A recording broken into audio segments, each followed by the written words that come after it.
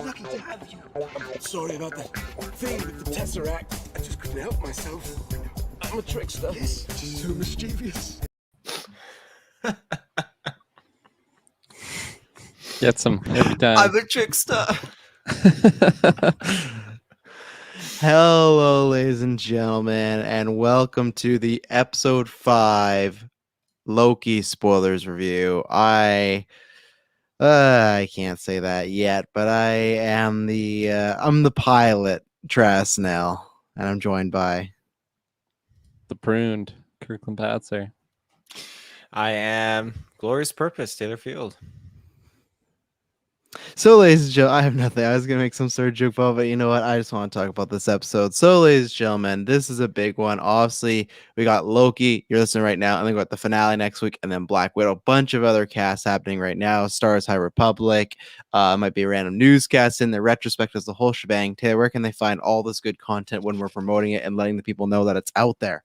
Ladies and gentlemen, you can find us with your internet connection. GeekVerse.ca is our home base. GeekVerse cast is our Twitter, and GeekVerse is our Facebook. And if you want to find an ad-free exclusive content, tune into Patreon, because in the next few weeks we're going to be recording Spider-Man 2 and 3, the Tobey Maguire one, so that's going to be fun. 1 is already up there, along with a bunch of other, like the Mummy commentary track, a Bond retrospective. We're going to do that more in fall once we get close to No Time to Die. So lots of stuff up there. Just go and you can find everything. Emerald Access is also getting those. Harry Potter retros up there, so bunch of stuff. Head down to the description below. Give us a 5-star written review on Apple Podcasts. That helps a lot. If you don't want to go to Patreon, support us that way. If you go, oh, how else can I support you? That's a free 30-second way to do that. So subscribe there or wherever you may be listening. Check out our 4 separate feeds. We have this one, we have the reviews feed, we have the news feed, we have the retrospective feed. All of them picking up, but thank you very much for checking out the review feed. That one's doing quite well now, starting to kick up, so thank you for that. Podcast Network, 7 days a week, 9 shows covering Marvel, Star Wars, DC, Power Rangers, comic books. There's a slew of great shows and guests and hosts and everything like that. And then, yeah, like I said, we got a bunch of content coming out. I think I can soon announce. I think After 9 will be back in July. I think I have a date soon that we're going to be after, so it's going to be very exciting. That's our call-in shows. That's another reason joining Patreon. We've been a while, so I think it's going to be the Sunday after the Loki finale, because I want to talk to everybody about the Black Widow movie and Loki finale, because I think this episode sets up for quite a good finale. So Taylor, Phil, what did you think about the penultimate episode of Loki? it was nothing like I expected, but then again, I'm gonna get flack on this, but I'm gonna keep riding this storm. We had a legendary guy giving us heck for all like raving about our predictions in our last episode, and I'm just saying, like, I had another prediction and it came true, and I feel very happy about that too. But I'm excited to I'm excited to get into this, because like the episode, again, like I said, it was nothing I expected, and it just had so many surprises in it. The score continues to just blow my mind.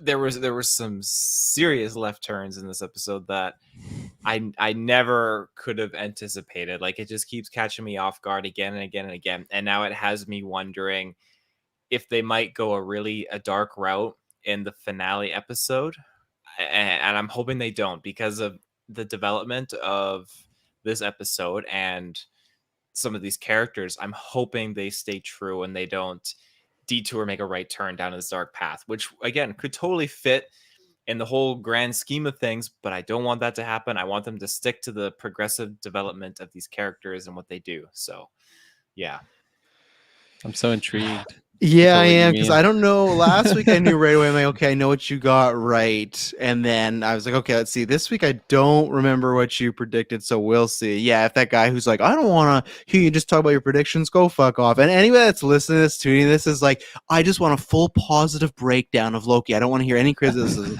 Please never listen to a GeekVerse episode ever again. I don't want to hear. I will take even the fucking ads. I understand people complain about that. Someone goes, it feels like you guys weren't positive enough on that episode last week. Fuck off. And we were so positive on it. this And just Kirklin bringing our numbers down. Oh yeah. Oh, I don't care. So speaking of the aforementioned Kirklin, what did you think of this week's episode? Yeah. Like Taylor, it went a really good pace. It was really it showed a lot of stuff that I just wasn't expecting. A lot of it I really really loved. And dancing around all the potential spoilers. I really like the character stuff that we got out of this. I felt like I had certain expectations for certain characters that actually weren't met in this episode. So I'm excited to talk about that stuff. But overall, I thought it was a great episode. Taylor mentioned it. The score was just phenomenal, and a couple scenes I'm going to shout out really stood out to me. I'm not like the biggest ear for scores in episodes or movies and stuff like that, but there's definitely one in here that really caught my ear, and it just like boosted the whole scene, I thought, and it was really good. And just like the overall just look of the episode, I thought it was just a beautiful like area that we were at, without any details as to spoilers. But overall, I quite enjoyed the episode, and it's funny enough, I was comparing this one in my head to like the other penultimate episodes. I just couldn't remember what I felt like on the Falcon Winter Soldier one. The one I remember, Wanda, which was like a big letdown. It wasn't what you felt tonight, I can tell you that. Okay, there you go. Wanda was a big disappointment for me there. So that was the one I was. What that means, Taylor? Is that a positive or negative for Kirklin? Because I felt like positive. What I thought, was it? I thought the penultimate episode we had that great fight with John and Falcon and Bucky and everything like that. Yeah, but this just like skyrocketed up. Like, you're speaking for him. I see. He's speaking for me. Yeah, I see. He's decided it was better for you, sort of deal. But nevertheless, I'm excited to get into spoilers and hear what you guys had to say. Yeah, so for me, this was a holy shit episode. I legitimately at one point was standing on my feet for a solid 2 minutes near the end of this episode. I was getting hands down. I was butt ass naked in my house. I was butt ass naked in my living room. This is why we were a little late to review. I was fully naked, went to the gym, showered, then I got my protein drink. I can watch Loki, and I was just standing there buck naked, like what is about to happen? And this, I think I can probably confidently say that this is probably my favorite episode of MCU Disney Plus so far. And I think we had some great ones because I really did like that WandaVision one of the going through her past and everything like that. Lots of great, that Falcon and Winter Soldier episode 2 one, I remember that was like really strong. But this one, I'll rewatch them all at some point, but this had everything that I wanted. Tons of fun, a big adventure, surprises. It went completely opposite of multiple ways that I thought it was going to go. Some things that I have shot down that I'm so unconfident on now. Things that I just thought, this is regular TV. The way they left it, this is how they're going to pick up next week.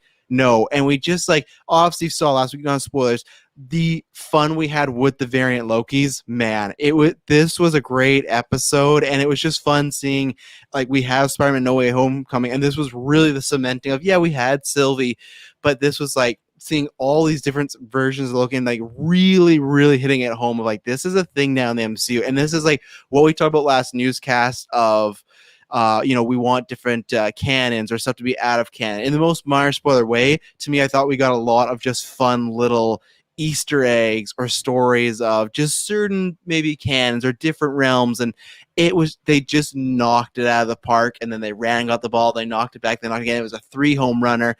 It was just I love this episode. I think this is Tom Hiddleston's best episode as well. He's been great in all these, but this is just, again, it shows he's always been great as Loki, but he's actually a really great actor outside the MCU, and I think this really showed it. I think it had a lot of great character moments for everybody, but including Loki big time, because I feel like we asked a question at the beginning of this series that this answered. So I'm very excited to get into spoilers. I think it was a great episode. Anything to say before we get into this, boys?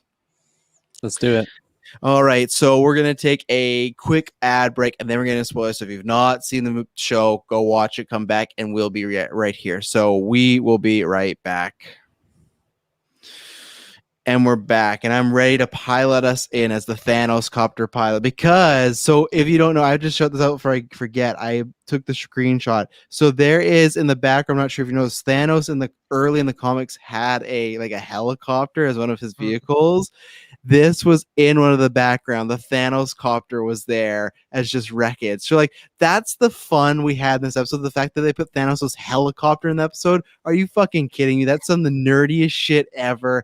All the stuff, but I don't even know where to begin with this. All in the Game says the penultimate episodes of both Falcon Winter Soldier and WandaVision were arguably best of both shows. Well, not if you ask Kirklin, not a big fan. And then, yeah, I'm very excited about this. All in the Game points out the cinematographer of Loki will be working Black Panther 2 next, which they're starting production. So again, that's just a good sign. That's like, okay, awesome talent. Like I liked this episode. I think this episode, it was episode 3, which some people, when we had what was it called again?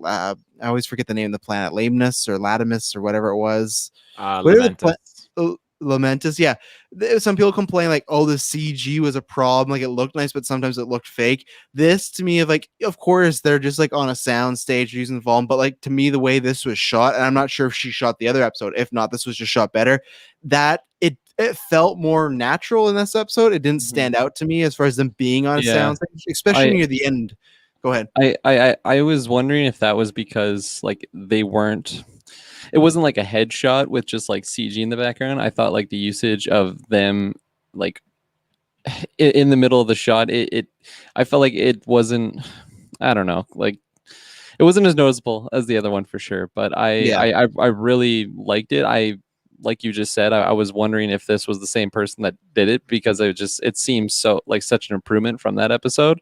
So that was really exciting to see. And just overall, I just love the look of the Void. Like you shouted out like Thanos copter. I knew while I was watching, I'm like, there's probably so many Easter eggs in here that I'm just missing right now because I'm just tired, or I just don't know what some of these Easter eggs might be. So I thought just they did such a good job at just with like the Void and just how it looked, and yeah, just all the little extra things that were in there. I absolutely love the intro of this episode too, how it just like panned.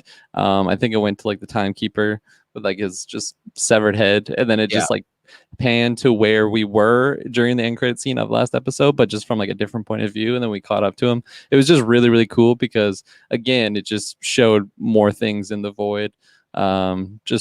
Yeah, well, I really like the beginning of this episode and the location. Well, I agree with you there because like it started in the lobby and then it went through like the interrogations room. It's fun because obviously next week this finale. So this had almost like a finale. Like to me, this had a huge finale feel as far as stakes, but that was like showing us like where we've been through this journey and like ending on the timekeepers, just messed up robots. And All in the Game, thank you for pointing out the cinematographer and director for all 6 of the episodes are the same person. So there you go. Maybe she just shot this episode better. Maybe I don't know if they shoot them in chronological order, or maybe it's just like we were talking about just the placement of them. Like maybe it's because I was gonna say they were in motion, but they were in a lot of motion. There's that long fight scene, but hey, sometimes just maybe the coloring worked better in this one too and stuff. Who knows? But where do we want to start? Because we got the variants, we got Renslayer. Well, actually, I know where I want to start with your prediction, Tag. Because you say, "Oh, I got a prediction." Is this something you just like predicted to Madison half an hour ago? And now you're like, "Look, I got it."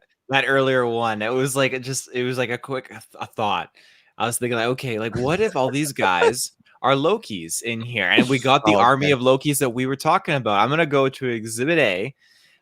We have a variant here. He's got the bicycle handlebars on his helmet, but he's conjuring a Loki spell on another Loki variant in there. Like these guys are all Lokis, and it's an army of Lokis turning on each other. And that was my prediction earlier. Like, what if they're all Lokis? Like, it baffled me. But like having all these variants, I thought was super cool. Now, I have another one, but I'm gonna say that for later because that's like something I've been going at for like the past few review episodes we've been doing. But I'm super pumped to talk about it. But let's talk about the Lokis and stuff. All in the Game says, what does a rumored season 2 look like with a torn down TVA? I think All in the Game will answer it next week because I feel like because I could easily see like the TVA still being a thing, but maybe being ran by Mobius, and it's like a good thing. Like it's like not TVA exactly, and I think I don't know because Falcon Winter Soldier is rumored to have a season 2, and now we're getting Captain America 4. So it's like, is that still on the table? Is it just Winter Soldier show? I don't know. So I think next week, I think there's a chance that Mobius heading back there could turn it around. I know he said burn it to the ground, but he just might mean that in the spiritual sense, right? Like he might be.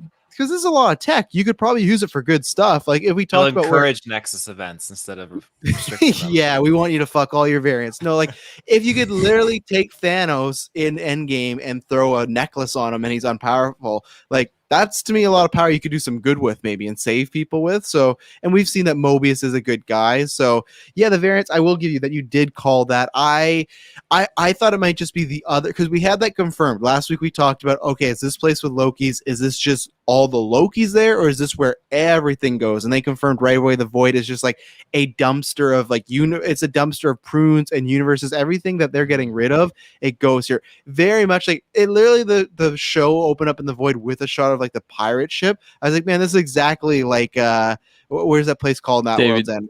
Davy Jones' locker. Yeah, the locker. Yeah, and I was like, man, this is exactly that. And totally. I loved that idea, and you were right, but I did thought, oh, maybe there are other just like variants he's concluded. I love that both the DB Cooper thing and the President Loki were really nothing. Like that President Loki thing was literally just an Easter egg because Loki once ran for president in the comic books, and like he had nothing to do in this episode other than like create a little diversion. So it's kind of funny that like we've been wondering like when's that going to happen. They've been using that in so much of the material, and it's just like, oh, it was just like a little, but I was not expecting that. I was not expecting it to be another Loki. I thought our Loki would somehow end up in that situation, but no, I like when he opened the hatch and it was like a more evil Loki with a bunch of other Lokis, and it was a good time. What did you think? What do you think about all the variants, Kirkland? Because we got that one, but talk about anyone you want, because we got more info on Kid Loki, Classic Loki, Boastful Loki, and the alligator, which people are calling Croaky on the internet. So that's So what did you think about the variants in this episode? Just quickly touch upon like President Loki. I absolutely loved that it wasn't our Loki, because like the little thumbnail on the episode itself had like President Loki on it, so I knew it was coming in this episode, and I was like, okay, how is he gonna be like the new leader of it? But I just love that 180 like swap where it's a completely different variant. Everything that followed that moment was just so fun and just so great, whether it was Croaky like biting off his hand, and like I actually was just like laughing at that scene. Like that was like good humor for me, and just like the fact that all of them were turning on each other, and then like our Loki was just like shaking his head. Like it was just such a fun time. I don't got time for this. Like he's literally just like, I got so much more important things than just like betraying one another. Yeah, exactly. Like it's just so textbook Loki, and I love just seeing the different versions of them all. It was just such a good fun scene. That one of my grimes though I had with this episode is Kid Loki.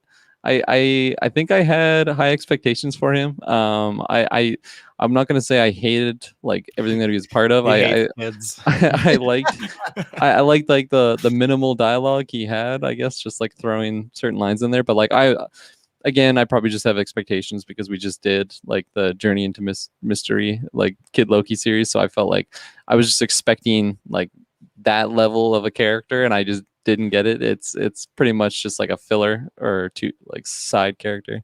Well, one, I got really hyped when I saw Journey into Mystery. If people don't know, check out a few weeks ago we do comic versions. So every time there's like a big comic property or something, we read a arc or series, and we read the first 2 volumes of Journey into Mystery, and that centers around Kid Loki. So when I saw it, I was like, this is hype. Good timing. Thanks, Kevin Feige, for that synergy. But this is one thing I'll say is like I liked him.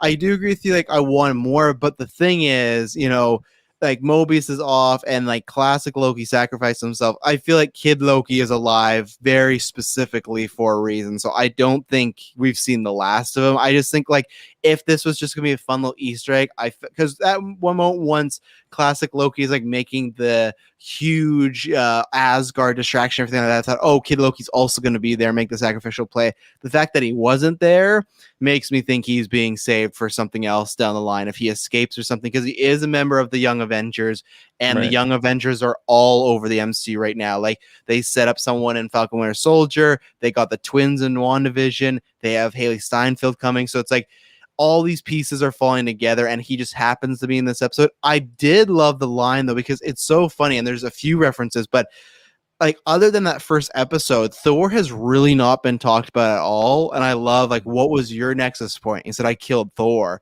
And that was like I love that they didn't just move forward. They literally like they had a whole beat of everyone kept walking, but Loki just stopped and like tried to process that. And I love that it wasn't like a joke. It wasn't like, because lots of people, I'm not gonna get on this bandwagon, but lots of people were kind of showing like some good scenes from this, and then they're like, and imagine if Taika Waititi directed, and then they like inserted a joke into the scene. But I will say that some of the stuff I did not like about Thor Ragnarok, where something could sit and then Taika would throw in a joke. I love that it wasn't used as a punchline. He literally just like, yeah, I killed Thor, and then he walked off. It wasn't a joke. It wasn't made fun of. Wasn't made light of. It was a serious thing, and I like that Loki thought about like, okay, what does that mean? And also, he just said he killed Thor. Back to Journey of Mystery, when we read it, he killed Thor in that series too, but it wasn't for bad reasons. So I wonder too, is like, has this kid Loki been through what we read? Is that his story? Because he said he killed Thor, but it didn't like that could be taken a few much way. So I would say go read Journey of Mystery and then check out our review, because I found that interesting that could be his nexus point. But I think you make a good point with that, because everyone that's not read the comic Journey into Mystery, and just everyone that knows Thor as an Avenger and all that, like if you dab any kind of joke, humorous aesthetic to that, I think it really dumbs it down.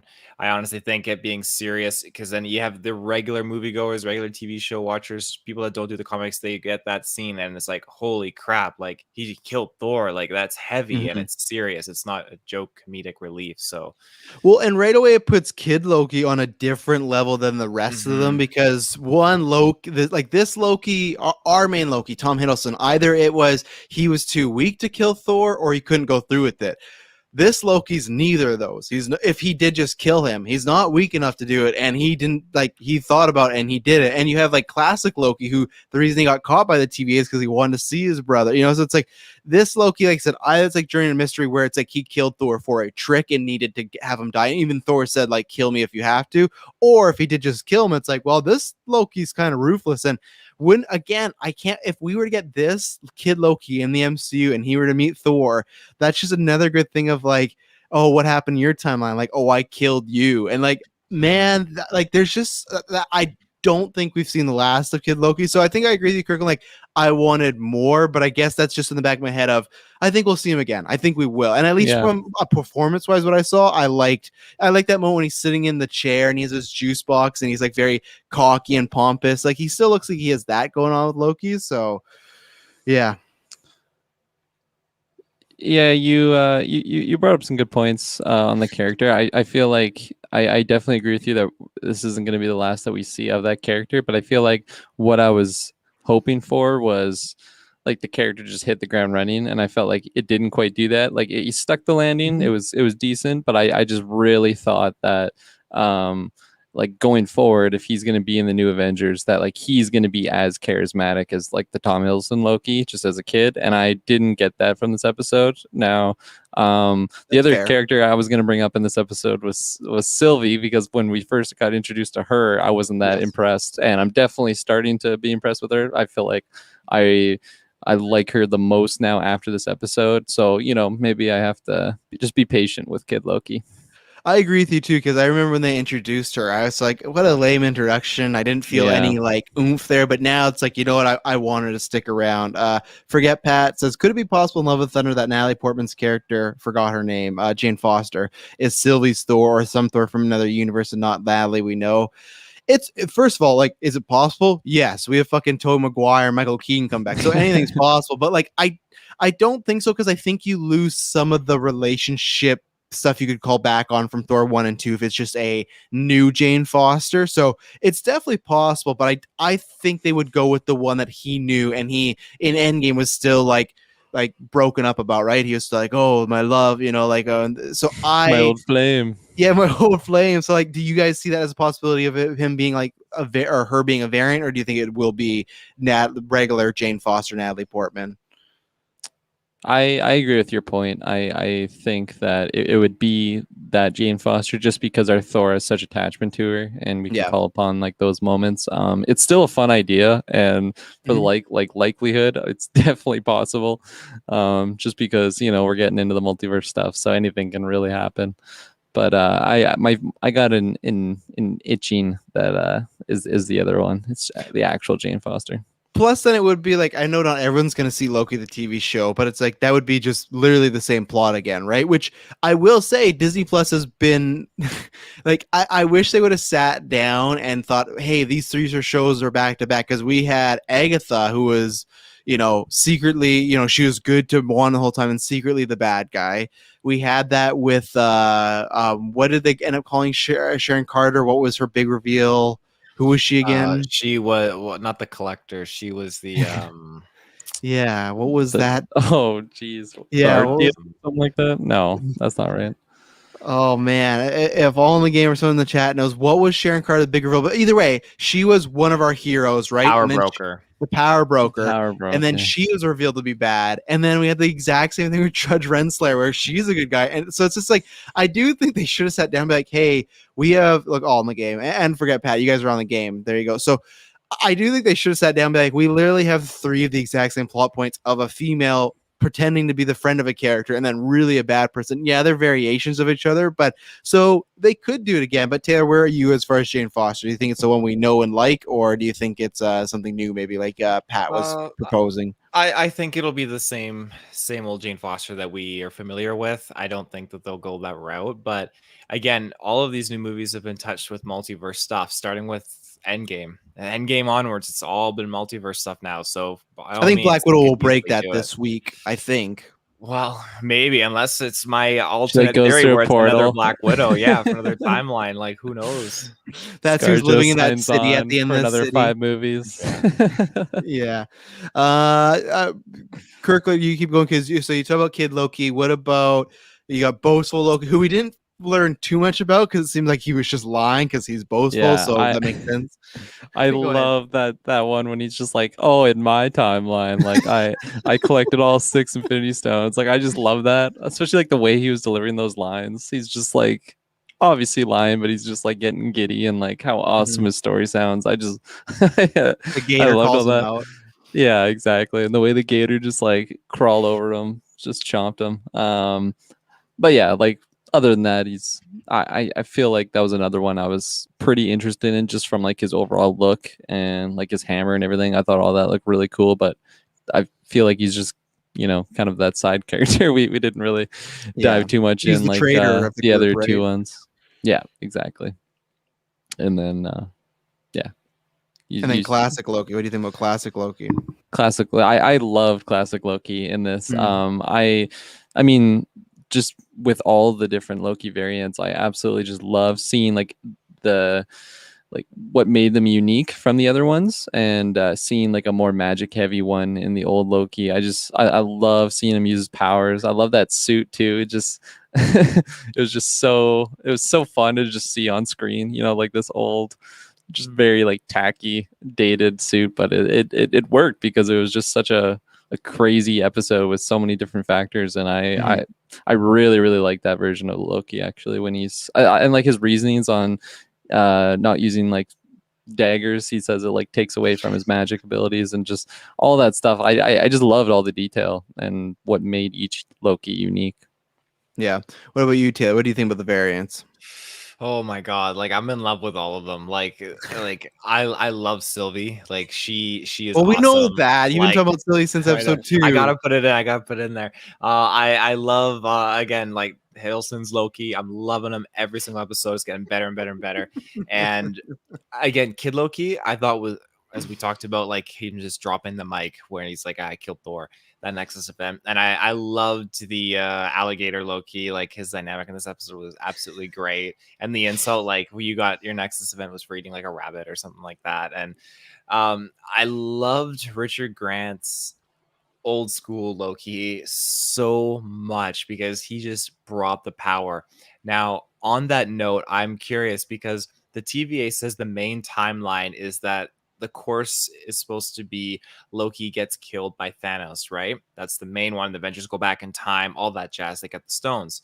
So now you have an alternate timeline where for Richard Grant's Loki, his main timeline is he's supposed to go along through life and isolate on this planet and be alone. And then when he decides he doesn't want to be alone anymore, then the TVA arrests him. So which means that he didn't die at Thanos' hand, because that's what he said. He said the moment I tried to get off the planet, he was arrested.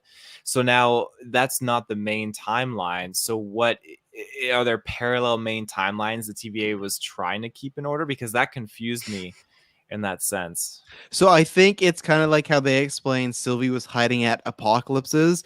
I think so. If you look at it, he said, I appeared that I was dead. And then he went to a planet and he sat there for years and decades, right? Well, that's So not hiding in time at Apocalypses. But here's my point, though, is that at that point, he wasn't affecting the timeline at all. So maybe he slipped through their fingers, or they just thought, you know what, if he's just going to chill on this planet, just leave him there. So that's the thing where technically, like, him staying on that planet was just as much as he was dead, because he was doing nothing. He wasn't affecting anything. He was just living on some planet that had nothing going on. But the second he was going to leave it and go meet Thor, meet other people, like he said, he was wondering if he was missed too.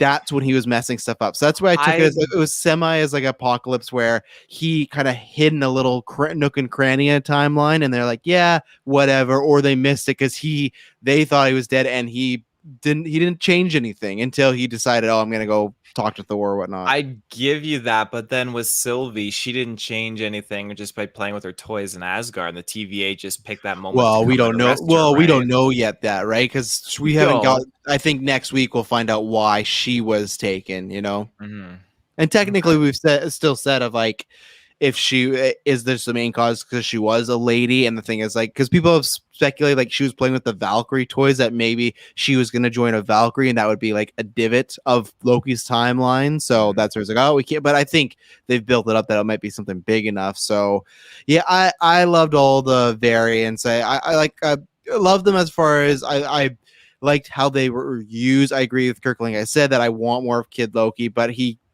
same thing. I want to see more because he didn't come off as super charismatic like the same way Hiddleston would have as far as that. But at the same time, this is a Loki who's killed Thor, so he might be like a little darker. I don't know. So I want to know more of him. Boastful Loki was fun, but I think we could have got a little more. But I think there was fun for what we got of him in this little adventure.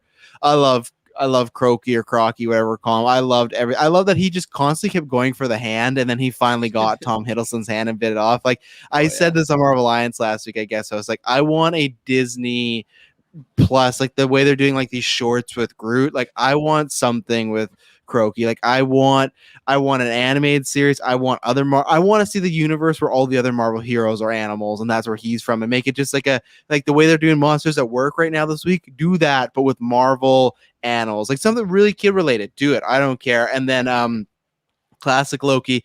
Yeah, Richard E. Grant has just always been good. Like whether it's Spice Girls, whether it's Can You Ever Forgive Me, even Rise of Skywalker, he's good shit. He brought it, and I loved that character. And I also love too that showed that even if he was on this planet, when Tom Hiddleston sees him create just an Asgard out of matter, he's like, we're a lot more powerful than we think. So I kind of like seeing that this is a almost leveled up Loki, that he's been working on his powers and he's even stronger than some of them. So unfortunately, it looks like I was hoping that he was projecting again, but it looks like he's a goner now. The Alroth or whatever they got. What was it called again? What was the monster?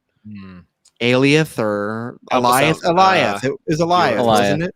Yeah, Eliath. But so once we saw Eliath eat him, and then the helmet fell, and I guess that's probably it for him. I thought it was another illusion, but no, very cool scene of him just creating Asgard. He had lots of fun because he just looked like he was more over it than Tom Hiddleston was. But they had that great moment where he's walking back and he looks and he sees this trouble. He's like, "Oh, I'm gonna go help him." And I loved that scene when it was Mobius, Sylvie, all the variants, and Loki. It felt very Lord of the Rings, like you can have my bow, you can have my axe. Like it just is, we're like that, or the ending of Fellowship of the Ring. It just felt like we're about to go on a big journey right now, a big climactic battle, and all these people have their units or some. It just was like, it was such a hype moment, like, oh, what's gonna happen here? And they didn't go back with Mobius. I was surprised that they wanted to stay there. Classic Loki is no longer with us, but yeah, I like the variants. I had a lot of fun with them. I vote Loki was a fun Easter egg, and then Pat brings up like all the other Lokis were kind of henchmen. Yeah, I guess so,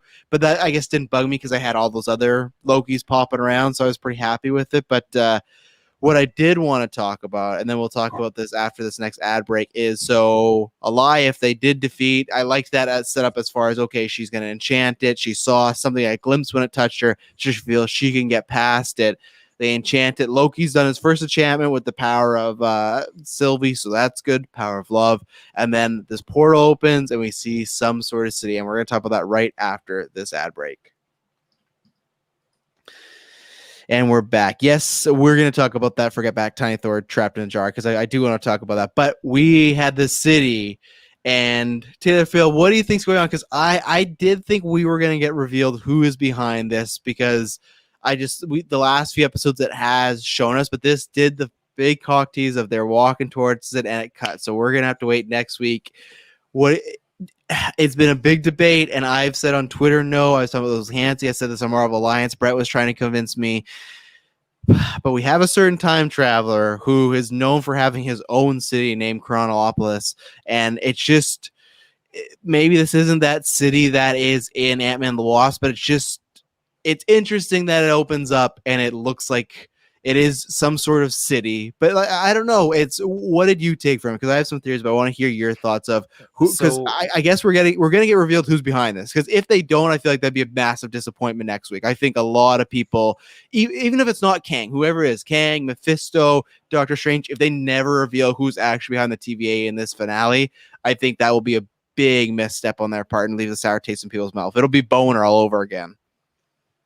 So honestly, I wasn't expecting to see the city. I was 110% almost expecting to see Kang the Conqueror just kind of appear, and like from like a behind the shoulder shot or something, and like just like people then speculate, oh, is that Kang?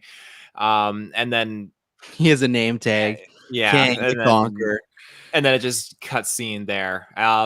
But I do feel like, again, we were talking about like predictions, possibilities of like, oh, do we think we're going to see Kang the Conqueror in this series at all? And I'm holding true. I think we're definitely going to see him. And again, I don't know a lot of the story of the backstory about him having a city and all that kind of jazz. But again, from what I've learned from what you guys are talking about, he is a time traveler and he plays a part in the quantum realm. We know he's associated with Ant-Man, the Quantumania, and after you guys all talk about this, that I'm going to pinpoint something that I feel like, again, is so relevant to this and Kang the Conqueror in terms of Ant-Man and just the whole setup. I feel like this show has this episode specifically had something kind of like tying into that. So, well, before I throw it to Kirklin, so this is what's interesting, because the reason we had this question on the newscast last week from Clay, where he's like, oh, are these really going to impact the shows and movies? And that's where I was like, yeah, they do in a sense, but not like, they're still like skippable. Now, I think if Kang's in this show and then he's an Ant-Man, I still don't think that makes it, you have to see it. But I will give them massive kudos if they do show us, or Kang is in the show. If we physically see Kang and there's an actor with his name is Jonathan Majors, if he's acting and then he's an Ant-Man the Wasp or whatever, I will give them big applause. Like, that's fully like, oh yeah, these shows really matter. Like, you're getting your first glimpse of Kang. I am convinced it is. It's tough because like I don't want to commit to seeing him next week, and then if we don't see him, be disappointed. But like, I feel I'm getting that point. For a second, I did think, like, no troll, we might be getting Mephisto, because with the episode like titled Journey into Mystery, and that Alioth to me, and that's where I'll have to look and talk to Chris and Brent and stuff like that. I've read stuff with Kang, but I've never known him to like have this sort of creature beast sort of thing. It's all like very techie thing. So when there was this beast, and then there was also like Journey to Mystery, it's like, fuck, is Mephisto going to be in this show and not WandaVision? But then when they kept stressing like this person's hiding at the end of time, sure, the devil could find a way, but like with them being a time traveler, TVA, I think it just makes more sense for the show overall if it is Kang. It's just, I don't know, like, they've talked about time travel. They talked about this powerful being. They talked about, they showed the city when it opened up.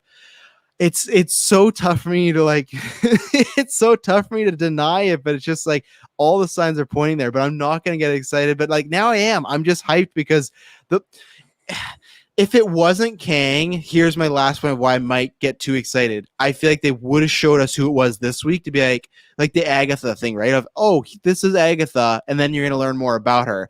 This was no, you don't get to see. You're going to wait a whole week to wait to see like who this is. And that's where it's like, you're making us wait. There's going to be speculation the whole week now. If you don't land this, again, that could be a stumble. So, Kirklin, where do you think we are as far as the Kang percentage meter, as far as seeing him next week? Yeah, I'd put all my chips on seeing Kang. I think I'm in that route, honestly. I don't want to put any backing on the Mephisto pick, just because I don't want to get any hopes whatsoever, because I felt like I was all in WandaVision time. But no, like I don't know too much about Kang the Conqueror, but I feel like just from what you described and like that last shot, because I ended up watching that little part twice, and because I thought that I might have seen it before, but I definitely haven't, and I don't know, I just don't have any other theories really other than Kang the Conqueror. It's probably just a nice easy pick to go with, but I would put it on that. Well, but you brought up a good point though, how if they're just teasing Kang the Conqueror this whole time, you get like the statues of the timekeepers. One of them looks exactly like Kang, and they're just like teasing you with it. And then if it gets to the finale and it God help us, it's not another boner situation, but it is a boner situation, that would actually be a big disappointment. Yeah, or it's like his disciple. It's somebody that's like leading the King, and it's like, oh, you didn't want to use the main event for the show, you know, and that would be. I feel like them showing that city is a tip of the cap to the Marvel fans, so, or people listening to this podcast being like, you know, he has a city, or you've heard about it. This is a city, like, yeah. I don't know what. Go ahead, Taylor. I'm gonna drop my because I'm hoping you guys caught onto this quick scene in the episode, because it was before the Thanos copter, so I took a screenshot of it. Now tell me you guys recognize this helmet. That is what's his name, Yellow Jacket. It's Yellow Jacket, yeah. And I feel like, okay, that is the most randomest thing that they could throw in there, but again, what happened to him? He shrunk down to some subatomic size or whatever. He died. True. Whatnot. Now again, I feel like that is just a nice. Oh, it better not be him. No, that would be. But what if it is so though? Weird, like a Red Skull moment. Oh, yeah, could you imagine Tyler Hayward with him? Oh my god!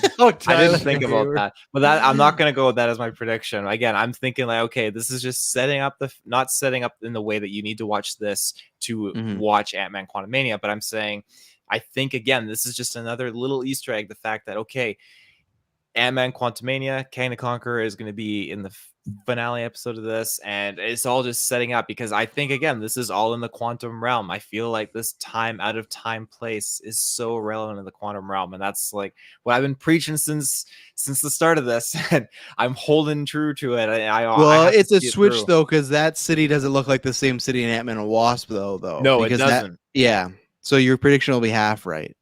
Half right, yeah, but I'll take it.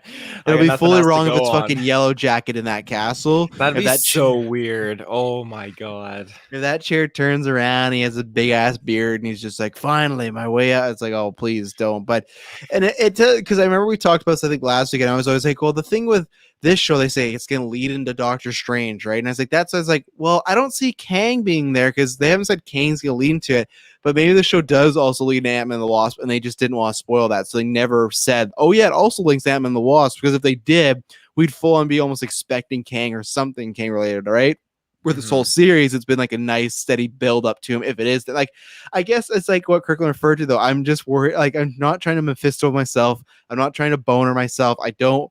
Like, it's because I want it to happen, because I want that to be in any show we could get introduced to an Avengers type villain. You know, like if that happens, that's, like I said, that's a huge step. That to me is there. I said this on Marvel Alliance. It's not the same. I think I said this last week. It's not Luke Skywalker level as far as the cameo, but it is just like, wow, this is a big thing from the movies potentially that's going to be in the movies in this series, you know? So it's interesting. So I hope that I hope the first like 5-10 minutes is not like Mobius going back to the TVA and then following other characters. Like, I want to get to that city right away, but I could see them really stretching it out. I could see them really making us wait for that one, you know? So yeah, let's talk about Sylvie quickly, because she made a mistake, trusted Renslayer. I don't really know why. I thought she just trusted her way too easy. So if I had any 100%. Nitpick, yeah, if I had any nitpick, that would be this in this episode, especially because like the TVA is like ruined her life. But I will say, I said this more Alliance and last week, I said this episode was going to feature no Sylvie. It's just going to be Loki, and then he'll meet up with her.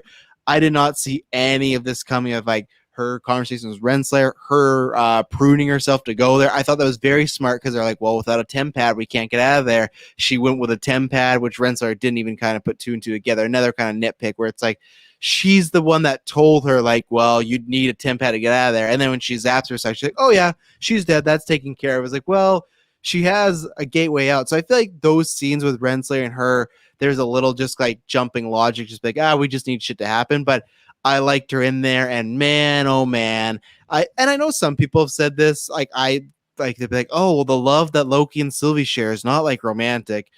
All right, sure, Jan. I'll drop the sure Jan gif. I've said that since the beginning. Last week, they're like, it's a love story. And even now, like, he did the whole, like, yawn and put an arm over. Like, he did that with a blanket, though. That scene where they were sitting with the blanket, though, and just talking about, like, what could have been the Nexus point, what they're going to do after this is they're successful. It felt like that awkward couple that, like, likes each other, but they're waiting for one person to put their foot out first and say it. And like I said, I just want to see them make out next week so bad. Like, just give us that Loki on Loki kiss, that Loki on Sylvie kiss. But that scene in particular, to me, echoed the diner scene, and I just love their interaction. So I liked everything with Loki or Sylvie, other than those few like Renslayer moments. But that blanket scene, that was some good stuff going on there. Yeah, that what is this, a tablecloth?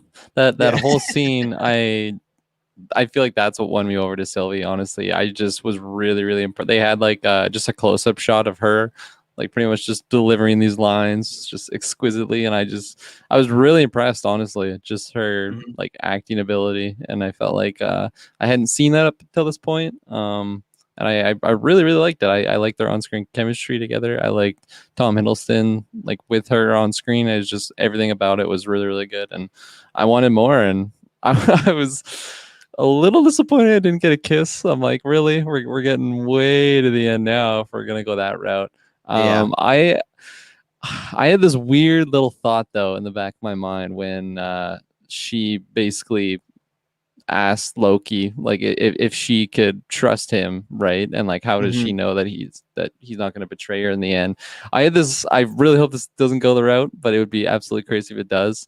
If the show ends and she's actually one that betrays him, I don't think that would happen, just because I feel like she wouldn't have a reason to, because of her coming up she was just stolen from the TVA. So it's not like she has this like ulterior motive of like, I'm going to be the strongest person in the world. I feel like I really believe that she just wants to take down the TVA. So I don't think that'll happen. But at the same time, in that little instance, I feel like maybe I was just reading into her body language or something. I'm like, oh, okay, she's hiding something. Because I felt like, I don't know, maybe she would have been equally like forthcoming like he was, like he laid out like, I betrayed everyone, all this stuff, but I promise I'm a changed man, like that'll never happen again. And I felt like I just had a little bit of suspicion. So if it goes that route, remember this, and then I'll be full Taylor Field and just shout myself out.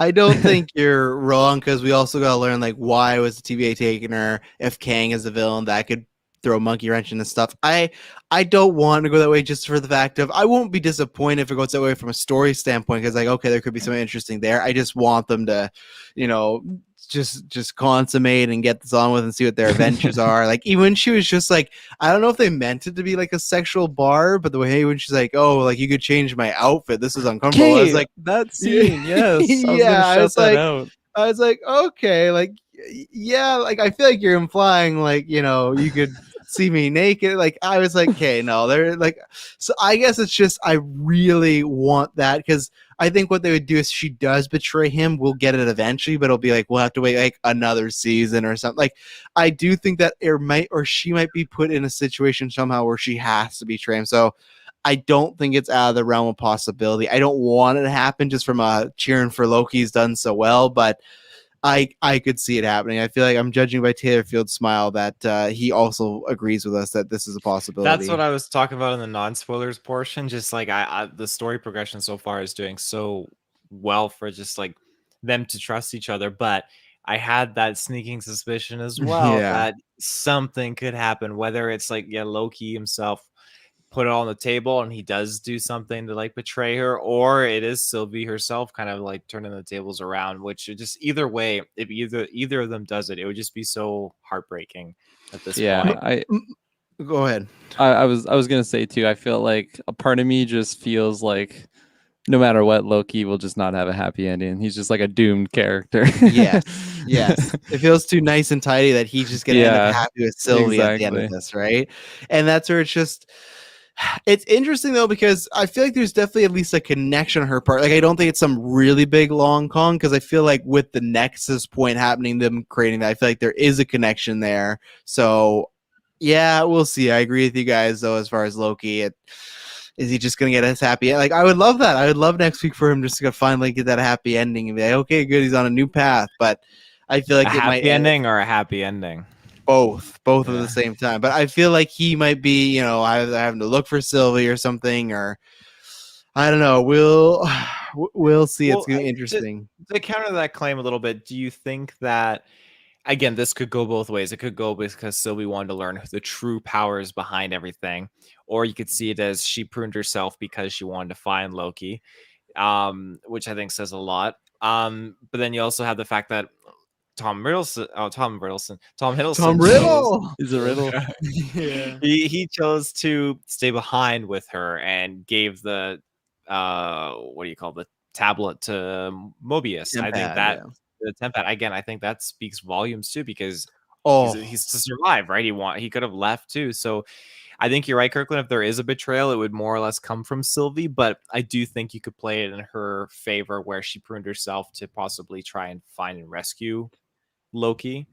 Yeah, I think it would be her. The only way I'd think it would be him is if he had to do it like seeming like he was bad, but she didn't know like there was an ulterior motive. Like he did it and she took it as a betrayal, but he's doing it like to save her or something like that, right? Like I could see something along that line. But yeah, that scene with Mobius was great. Like I was so like same thing, just like the kiss when he stuck his hand and I'm like, no, you gotta hug him, like, and when he hugged him and he said, "Thank you, my friend," it was like, oh my God, like that's the other thing. In that scene that he's talking with Sylvie, when we said at the beginning of the show, like, okay, we're getting 2012 Loki, who's not the good guy. How are we going to get to that point with him going through the events of Avengers and everything like that? Obviously, in episode 1, they showed him the tape, so that helped. But he was still a trickster. I'm a trickster. He is still like doing all these bad things and everything like that. But this was like the full on to me that, babyface good guy turn. He admitted all the things he's done and he knows why he's done them and he was wrong and he's a changed man. He said he pretty much, in a matter of words, said he doesn't have friends and he has no one. Mobius he referred to as a friend. He loves, I think, at least like Sylvie. So it's just like that moment of him admitting all these things, copping to them, and then ending it with hugging Mobius. What a 1-2 punch, and just like a great, like, kind of full circle moment again. Like, if this Loki were to get back in the main timeline, he'd for sure be on the hero good guy's side. I don't think he would be up to tricks. He would for sure, like, he could be a member of the Avengers, like the way he is. He's getting more powerful. So I loved everything they did with Loki and the like character development that he had in that moment. So. Do we have anything on Renslayer? I think the only thing interesting is that she also doesn't know who's behind the TVA. I thought she was lying, but she legitimately doesn't know. Well, because the only reason I think is like because she brought up to Miss Minutes and she wants all this documents and she's like, oh, whoever's responsible, this is in danger.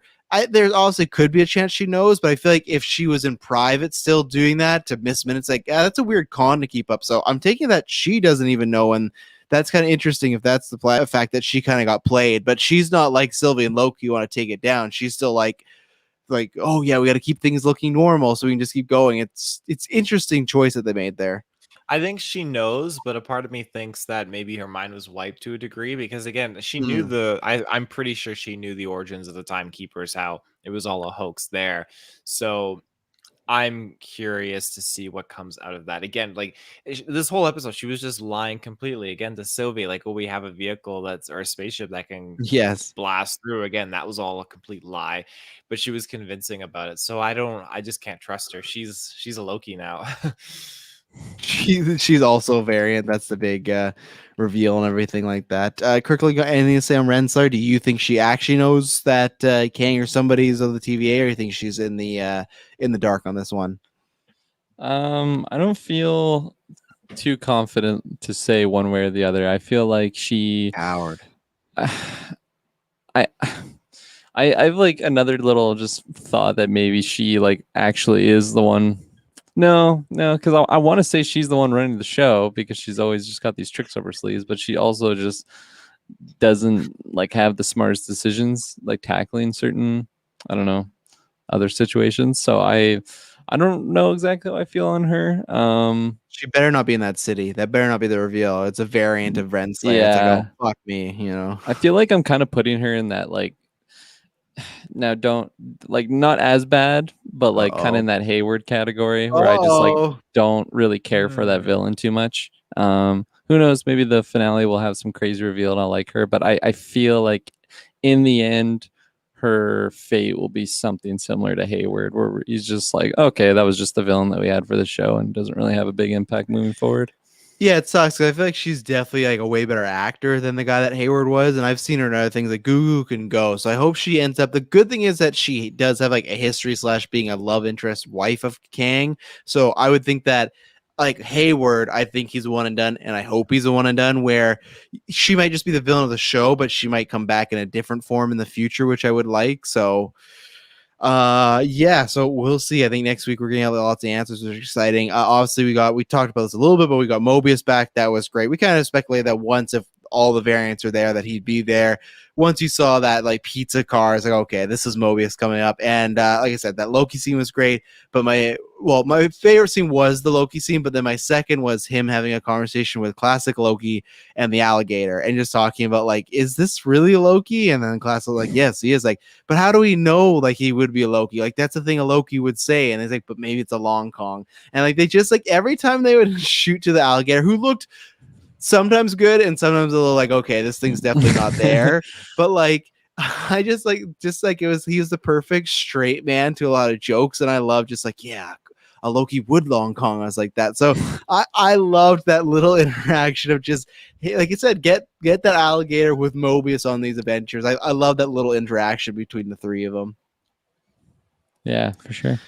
And then the only thing I was going to show, because it's like an Easter egg, and Pat shown out earlier, is so it was interesting that they talked about Thor, and then they get to the lair, and they're going down the dirt and showing all this stuff. They showed Mjolnir, and then they also showed a little Thor stuck in a glass case.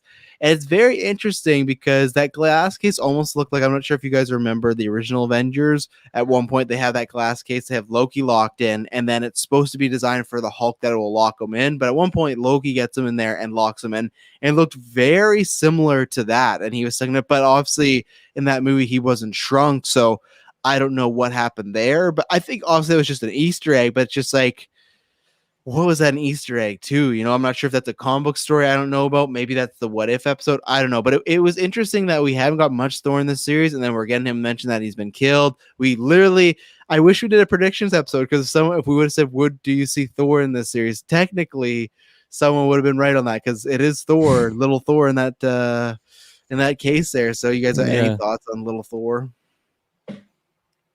Go ahead, Kirklin. No, I don't have any thoughts. I feel like I kind of missed him, Taylor. honestly. I don't even remember seeing him.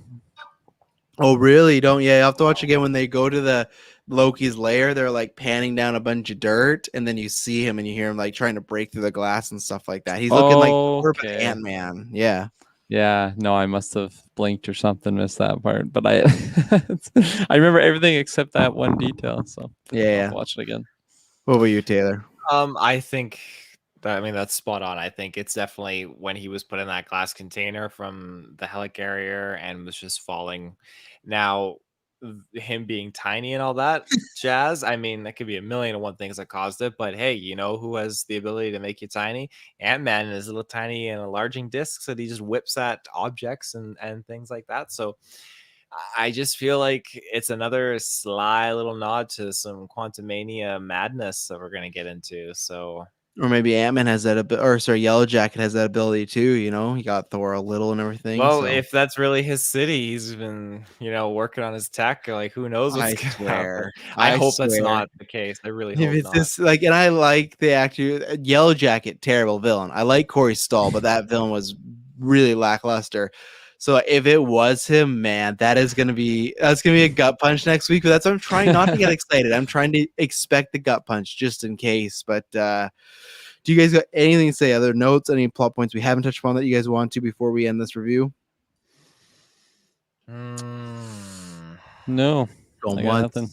going twice. I can't think of anything. Just again, the variants were fantastic. Like it was just such a pleasant surprise to go from like, hey, here's 4 additional variants that we are sneak peeking you on the last episode, and now all of a sudden here you go, you got like a whole army. And I think that's something I really like too, is because along like a few reviews ago for this, we were talking about like what would happen, like theoretically a Loki army or whatnot. We got to see it, and it's just so crazy. And you're right, Travis, this is totally setting the groundwork now for us having Toby, Andrew, and Dom all together, and it's gonna be as they would say, glorious purpose. And that's another thing I want to shout out too, is when they were all fighting, they were all just yelling glorious purpose as they're killing each other. I know, and then like when classic Loki's when he's like, oh, glorious purpose, like he's just so over it, like he's done. But yeah, I have to say, like, I know we got Black Widow in 2 days, which is very exciting. One day when you're listening, I guess still 2 days. But man, I'm definitely, if you put a gun in my hand, it's like, what could I watch right now? The Black Widow movie or the Loki finale? I'd be picking that Loki finale because, like, I cannot wait to see what this is cooking up. Again, could have some disappointments, but I think that either way, it'll at least be a good episode.